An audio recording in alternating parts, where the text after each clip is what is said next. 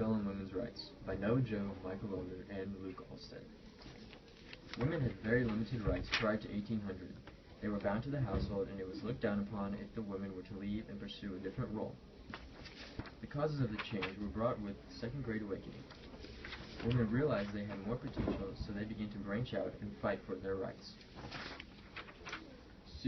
Elizabeth Cady Stanton called for the Seneca Falls Convention, in which a bunch of women joined together to petition rights, and Susan B. Anthony created a group of activists who acted against the federal government for women's rights. Over time,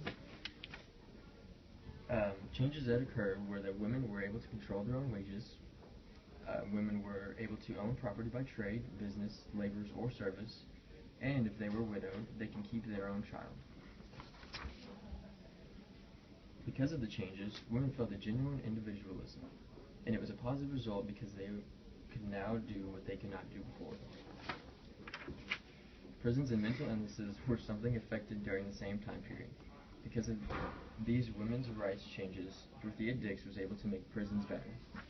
Abolition was another topic that was influenced by the change. The Second Great Awakening impacted antebellum women's rights by bringing up the ideal of change and equality.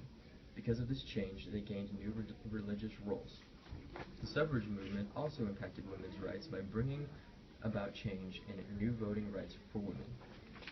Finn.